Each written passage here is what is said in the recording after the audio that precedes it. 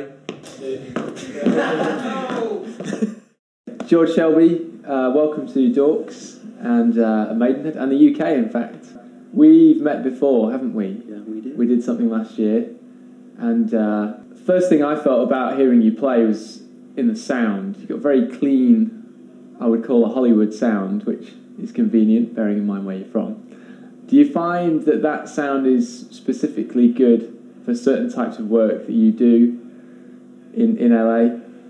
I don't know how I'd classify my sound. I mean, that because everyone's going for their own kind of tone and their own sound concept, and I had my first exposure to saxophone was with all the traditional bebop players, Charlie Parker, Cannonball Adderley, Phil Woods, you know, and so that was kind of my background and upbringing. And who I studied with, I studied jazz with Charlie Shoemake, and he would always give me the transcribed solos of the guys, and here, learn this and learn that. So by the time I got to college, that really was where my focus was at, just in playing bebop, practicing at for hours and hours a day. And I was walking down the hall one day, and I heard a recording. At the time, I didn't know what it was, but I just twisted my head and was like, who the heck is that? You know, because this guy was playing, and this recording was great, and I stuck my head in the room and I went, who's this player? They said, oh, it's David Sanborn. And I just sat there for about a half hour listening to this guy play, and I realized he's saying more, he's making more of a musical statement with 2 notes than I'm making with 3 choruses of my bebop licks and all the stuff I'm playing. So at that point, I really sat down and kind of reanalyzed and did a reappraisal on what I thought a good sound was and what I thought my approach to sound would be.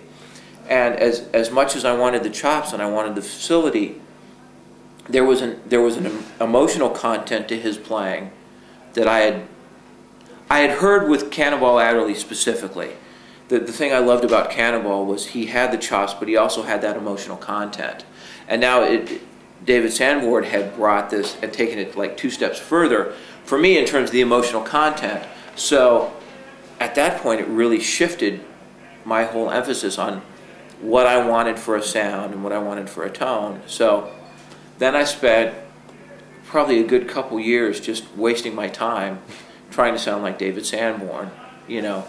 And I got a really bright, thin alto mouthpiece that I thought was the answer, and used a plastic cover reed that I thought was the answer, and really chased my tail for a while trying to sound like that. And then I finally had the opportunity to go and hear Sanborn play, and it was nothing like that at all.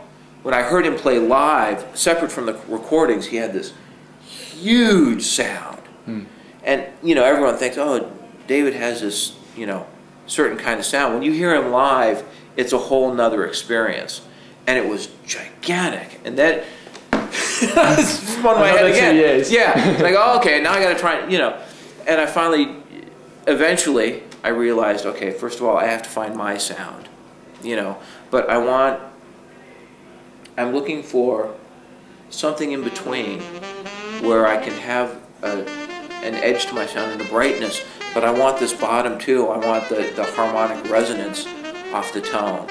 So I started just looking for my sound, what was pleasing to me and my ear. And if it fit in a recording, that was great. And if it didn't, eventually I got to the point where that was okay too. Because there were, for a lot of years of your career, you know, you walk into the studio and they're like, you know, I want David Sanborn, or I want Kenny G, or I want Michael Brecker, or I want Stan Getz, you know, with just really pretty fluffy tenor stuff. And then at some point, you get to the point, I got to the point where, and I can still do that, I can still give them those kinds of sounds, but now usually when I go in, it's because they want to hear what I do. They're looking for my tone and my phrasing, and this is it. This is the sound. This is my concept for playing. If it works for your recording, great. And if it doesn't work, that's okay too, because there are plenty of other guys out there. So going back to what you said about Sanborn and hearing that sound and how he expressed himself maybe differently to what you'd heard before with a lot of the bebop players, do you think there's a danger that a lot of people, especially younger guys practicing and playing their changes and going through all the scales and licks, that they get too stuck down in the notes and don't express themselves as much as they could in the sound perhaps? I think that's the problem with a majority of the players out there.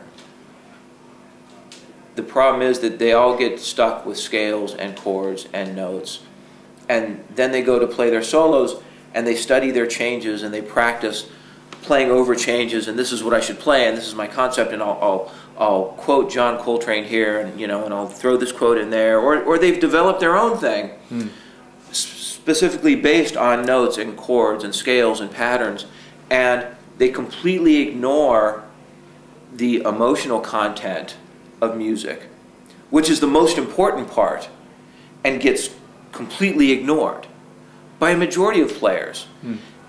And it's not just a few guys. A lot of people, they never even approach the emotional part of the music.